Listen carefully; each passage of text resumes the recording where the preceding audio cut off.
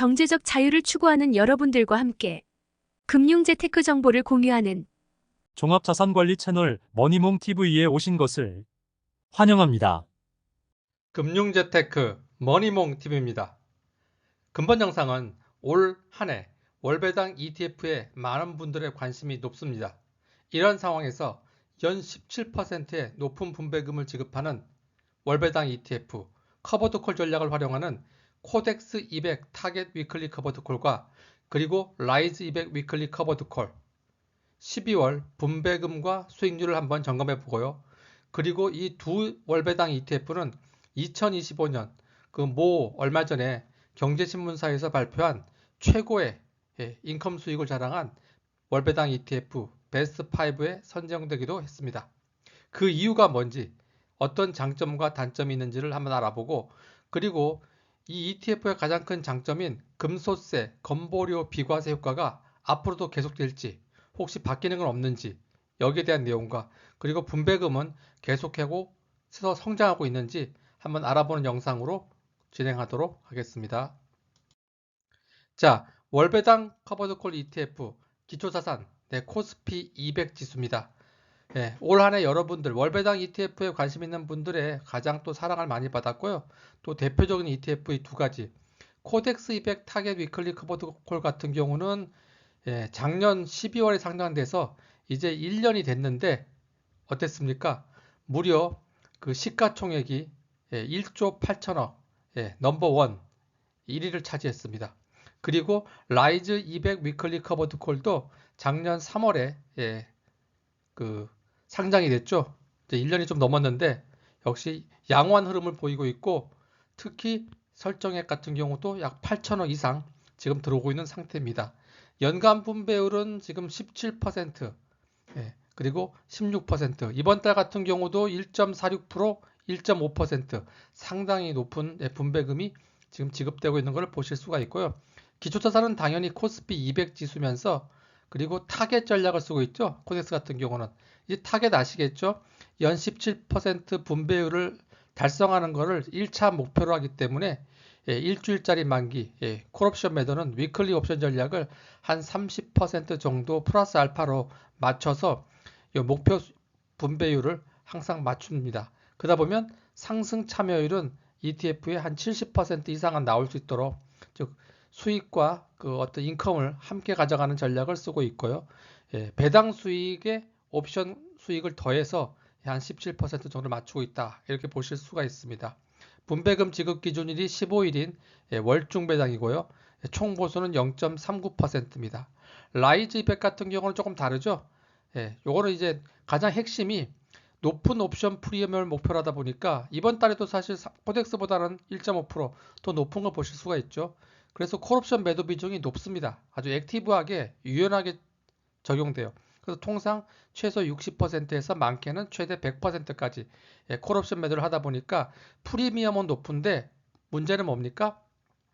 기초자산의 상승률은 좀 처진다. 그러니까 코덱스보다는 좀 떨어진다, 이렇게 보실 수가 있고요. 대신에 하락장에서 떨어졌을 때 방어력은 오히려 그 타겟보다 조금 더 안전하다, 이렇게 보실 수가 있습니다. 그리고 둘 다 이제 콜옵션 매도를 통한 옵션 프리미엄은 비과세 효과가 있고요. 이거는 이제 분배금 지급 기준일이 30일 기준으로 하는 월말 배당, 총 보수는 0.3%입니다.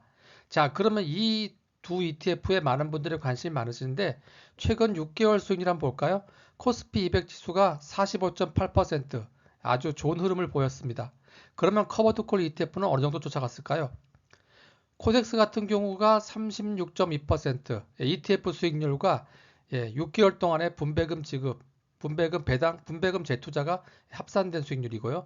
라이즈 같은 경우도 마찬가지로 30.3%, 코덱스 같은 경우는 그 원 오리지널 ETF의 약 70% 이상은 쫓아가고 있는 목표를 달성했다고 보실 수 있고요. 라이즈는 조금 떨어지는 걸 보실 수가 있죠. 한 60% 정도 선으로. 대신 콜옵션 매도 비중이 높다, 그래서 높은 옵션 프리미엄을 추구했다, 이 두 가지 차이점을 확인하시면 되겠습니다. 최근에 시장 상황은 어떻습니까? 과연 산타 랠리가 이제 올까요? 연말인데. 통상적으로 올해 7월, 8월 썸머 랠리가 있었죠. 썸머 랠리가 있는 해는 보통 산타 랠리가 통상 있었습니다. 하지만 최근 시장 상황은 굉장히 복잡하고 약간 조정작에 들어갔죠. 현재 지금 미국에서 금리를 인하하고 있는 추세고요. 얼마 전에도 지금 미국 금리 0.25% 인하했고 내년에도 한 2, 3회 정도 인하가 예상되어 있습니다. 여기에 이번 12월 달에 QT가 종료가 되고 양적 완화라고 할 수 있는 미국 재무부에서 단기 채권을 매수하는 그래서 시장의 유동성을 푸는 월 400억 달러 규모의 QE가 현재 진행되고 있습니다. 이건 시장 상황에 좋은 내용이죠. 하지만 지금 시장은 약간 불안해하고 있는 것도 있죠. 뭐가 있습니까? 오라클 쇼크, 재정 적자로 데이터 센터 건립이 무산되면서 AI 과잉 투자, 여기에 대한 버블론이 좀 확산되고 있고요. 요거는 제가 봤을 때 표면적인 이유고 실질적으로 지금 시장의 약간의 불확실성은 요거죠. ECB와 그 유럽 중앙은행, 그 BOJ, 일본의 중앙은행의 금리 인상입니다. 미국은 금리를 내리려고 하는데 유럽과 일본은 금리를 인상하려고 합니다. 그러다 보니까 일본의 30년물 장기 국채가 높아지고 있고 또 BOJ 일본 같은 경우는 30년 동안 가장 사상 최고치라고 할 수 있는 0.75% 정도 수준까지 금리를 올리려고 합니다. 그러면 뭡니까? 달러는 떨어지는데 미국 금리는 떨어지는데 일본의 엔화 가치는 올라가고 그리고 일본 장기 금리는 올라간다 그러면 엔캐리 트레이드 이 청산이라는 리스크가 발생할 수 있죠. 요게 재작년 2024년 8월에도 한번 일어났었죠. 그래서 여기에 대한 불확실성 때문에 최근에 어떤 기술주라든가 그동안 많이 올랐던 뭐 반도체, 암호화폐가 조정을 받고 있고요. 오히려 헬스케어, 금융주, 소비재 같은 가치주가 올라가는 선순환 장세를 유지하고 있습니다. 그래서 향후에 코스피도 약간의 그 박스권에 갇히면서 조정을 또 예상이 됩니다. 이렇게 박스권에 갇혔을 때 가장 큰 매력이 뭐죠? 커버드콜 ETF라고 보시면 되겠습니다. 분배금 한번 볼까요? 코덱스 같은 경우가 최근 2개월 동안 보면 한 좌당 196원입니다. 그런데 중요한 게 뭡니까? 196을 벌었는데 세금으로 빠지는 과세 대상, 과표 기준 가격은 얼마예요? 지난달 0원, 이번 달 3원입니다.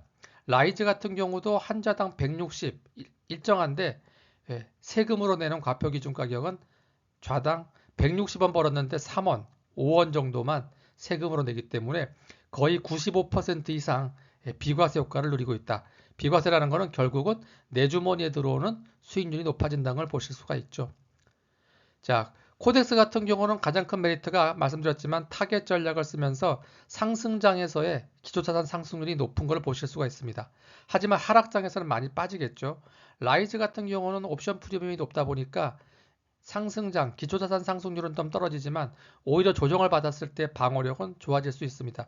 제가 자료를 조사해 보니까 최근 11월 중순부터 12월 초까지 약 한 달 정도 코스피가 한 5% 정도 조정을 받았을 때 코덱스 200 같은 타겟 커버드콜 같은 경우는 한 마이너스 5.1% 빠졌습니다. 하지만 라이즈 200 같은 경우는 마이너스 한 4%로 한 1% 정도 덜 빠졌다는 것을 또 데이터를 통해서 확인할 수 있었습니다. 분배금 성장 올 한 해 꾸준히 한 좌당 거의 200원 코덱스 같은 경우는 라이즈 같은 경우도 160전으로 꾸준히 성장하는 모습을 보여줬기 때문에 올 한 해 성적표는 양호하다고 보실 수가 있고요. 정리하자면 이제 코스피 같은 경우는 지금 코스피가 많이 오르다 보니까 지수가 오르면 배당 수익률 코스피 200의 전체 배당 수익률이 통상 평균이 1.8%인데 최근에는 1.2, 1.3% 수준까지 떨어졌죠. 그러다 보니까 반대로 옵션 프리미엄이 높아지면서 옵션 프리미엄을 통해서도 연간 분배율을 확보하다 보니까 과표 기준 가격이 좀 떨어지고 있다는 걸 보실 수가 있습니다. 배당 수익률에 대해서만 15.4% 과세가 되고요. 그리고 콜옵션 매도를 통한 옵션 프리미엄은 우리 세법에 보게 되면 장내 그 파생 상품에 대한 매매 차익은 과세 제외로 되어 있습니다. 그래서 비과세 효과를 누리실 수가 있고요. 그러다 보니까 금융소득 종합과세나 건강보험료에 연동이 되지 않는 비과세 효과를 누리면서 실질 수익률을 높일 수 있다는 게 장점이라고 볼 수가 있습니다. 자, 그래서 이자 배당 분배금, 이 종합과세 절세 포인트도 굉장히 중요하죠. 그래서 한번 보시게 되면요, 그 이자 배당 같은 경우는 어떤 그 비과세라든가 분리과세라든가 이런 여러 가지 형태가 있는데 통상적으로는 우리가 뭐 은행에서 이자를 받거나 아니면 주식이나 펀드, ETF를 통해서 배당을 받게 되는데 여기서 빠지는 게 뭐가 있습니까? 비과세 소득과 분리과세 소득은 빠진다는 것을 보실 수가 있죠, 여러분들께서. 그러다 보니까 여기에 우리가 연금 절세 계좌를 활용하시면 굉장히 좋고, 그 다음에 콜옵션 매도를 통한 옵션 프리미엄이 비과세인 커버드 콜 ETF, 즉 기초자산이 국내 코스피 200 지수를 활용하는 ETF 전략도 굉장히 양호하다고 보실 수가 있습니다. 한번 프로세스를 보시게 되면 전체 이자 배당 분배금이 2천만 원을 초과하지 않으면 연간 세전 기준입니다. 그냥 원천징수로 끝나죠. 하지만 2천만 원에서 단돈 만 원이라도 초과되면 여러분들 명의의 다른 뭐 근로소득이라든가 연금소득, 또 기타 소득, 부동산 임대소득 등과 합산돼서 다음 달 5월 달에 우리 종합소득세 8단계 초과 누진세율이죠. 6.6%부터 49.5% 안에서 추가 과세가 된다. 이걸 보시면 되는 거고요. 다른 소득과 합산된다는 게 포인트고, 이거를 필요하기 위해서 우리가 비과세, 분리과세, 명의분산 이런 것들을 하고 있는 겁니다. 자, 그 다음에 또 혹시 그 은퇴하셔가지고 우리 지역 건보료 되시는 분들, 그 회사 다니는 뭐 자녀 명의라든가 배우자 명의로 이렇게 피부양자 자격이 취득돼서 건보료 안 내시는 분들 금융소득종합과세 대상에 해당되시게 되면 자격이 이제 취소된다는 점, 이것도 한번 아시면 되겠습니다. 그래서 다시 한번 말씀드리지만 어떤 우리 그 세금 내지 않는 비과세 상품, 뭐 IS라든가 연금펀드, IRP, 또 분리과세를 활용하는 여러 가지 상품들, 또 연금 절세 계좌 있죠. 그 다음에 또 우리 커버드콜 ETF, 옵션 프리미엄 비과세 효과, 이런 것들을 적절히 분산하시는 게 좋고요. 만약에 종합과세에 걸리시게 된다면 3년 의무가입 기간 끝난 다음에 IS 계좌 만기 연장이 안 됩니다. 그리고 하지만 금융소득만 이자 배당 분배금만 있고 나머지 소득은 하나도 없다 하시는 분들, 특히 주부님들이 많으시죠. 이런 분들은 금융소득만 있으신다면 2천만 원이 초과돼서 7,724만 원까지는 종합과세에 해당이 되지만 납부세금은 제로입니다. 이미 원천징수로 끝났기 때문이죠. 하지만 건보료는 다시 추가로 낼 수 있다. 이것만 참조로 알아두시면 되겠습니다. 그래서 비과세, 분리과세가 굉장히 중요하다 보시면 되겠습니다. 자, 다음에 이제 건강보험료 2026년도 이제 개정안이 또 발표됐죠. 보험료율이 또 증가가 됐습니다. 그래서 우리가 통상 보시게 되면 지역가입자, 직장가입자, 또 피부양자 이렇게 제가 말씀드렸고, 올해 2026년 되게 되면 건강보험료가 뭐가 바뀌느냐? 보험료율이 증가됩니다. 통상 직장가입자분들은 그 회사에서 한 절반, 내가 절반 해가지고 통상 7.09, 여기에 장기요양보험료율을 적용하면 한 8%를 내는데 2천만 원까지는 안 내요. 근데 내가 만약에 월배당 ETF에 투자를 해가지고 한 5천만 원 정도 올해 과표에 잡혔다. 그렇게 되면 5천만 원에서 2천만 원 빼고 초과분이 얼마죠? 3천만 원에 원래는 올해까지는 이제 8% 정도를 내가 추가로 더 냈는데 2026년도부터는 이게 개정이 돼서 8.1%로 또 올라갔습니다. 그러면 3천만 원에 8.1%, 내가 243만 원을 더 내셔야 되는 겁니다. 금융소득이 5천만 원 정도 더 되시면요. 지역가입자분들은 더 부담이 돼요.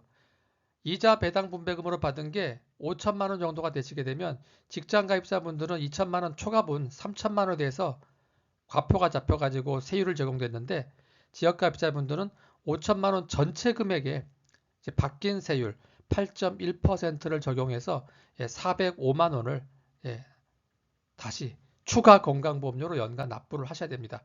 그리고 지역가입자분들은 금융소득만 놓고 봤을 때 1,000만 원이 안 되면 0으로 잡히지만 만약에 1,000만 원에서 만 원만 오바돼도 1,001만 원 전체가 다 금융소득에 1천만 원이 넘으면 합산된다는 점도 유의하시면 되겠습니다. 그 다음에 이제 피부양자 자격 취소는 아까 말씀드렸죠. 종합과세에 해당되시면 무조건 빠집니다. 하지만 종합과세에 해당되지 않아도 혹시 은퇴하셔가지고 공적연금 받으시는 분들이 있죠. 뭐 국민연금으로 뭐 150만 원 받는다 월, 뭐 공무원연금, 사립학교 교직원연금으로 200, 300씩 연금 받으시는 분들은 요 연금 금액이 다 직전연도 연간소득에 다 포함이 돼서 건강보험료에 또 영향을 미치기 때문에 이것도 참고로 알아두시면 되겠습니다. 하지만 중요한 포인트는 공적연금은 포함되지만 우리 사적연금 있죠? 연금펀드라든가 퇴직연금, 개인형 IRP에서 받은 연금은 포함되지 않는다. 이게 중요한 포인트입니다. 그 다음에 내가 또 하나 추가로 말씀드리면 아파트, 주택을 갖고 있습니다. 그러면 재산세 과표, 보통 공시가격의 한 60% 보시면 돼요. 그래서 한 5억 4천에서 9억 정도면 통상 한 15억이 혹시 뭐 이내에 아파트 정도를 갖고 계시는 분들은 금융소득이 2천만 원이 아니고 1천만 원만 초과돼도 건강보험료 피부양자 자격이 박탈이 되는 거고요. 그 다음에 재산세 과표가 9억 이상이다. 그러면 시가로 한 20억 이상의 고가 아파트를 한 채만 갖고 계셔도 이때는 금융소득이 단 한 푼도 없더라도 피부양자 자격은 자동으로 박탈된다. 이 내용도 참고로 알아두시면 되겠습니다. 자, 어떻게 오늘 영상 도움이 되셨습니까? 그래서 오늘은 이제 연말을 맞이해 가지고 올 한 해 최고의 월배당 ETF 베스트 5 중에 그 뽑힌 2개의 ETF에 대해서 12월 분배금과 수익률을 한번 점검해 봤고, 그리고 거기에 연동되는 종합과세 프로세스와 그리고 건강보험료 개정안에 대해서 한번 알아보는 영상으로 꾸며봤습니다. 혹시 오늘 영상 내용과 관련해서 궁금한 점이 있으신 분들은 아래 댓글 남겨주시고요. 그리고 이러한 자산관리 관련 영상을 계속 보고 싶으신 분들은 구독, 좋아요, 알림 설정 한번 해주시면 영상을 제작하는 저에게는 큰 힘이 되겠습니다. 그럼 다음 영상에서 뵙도록 하겠습니다.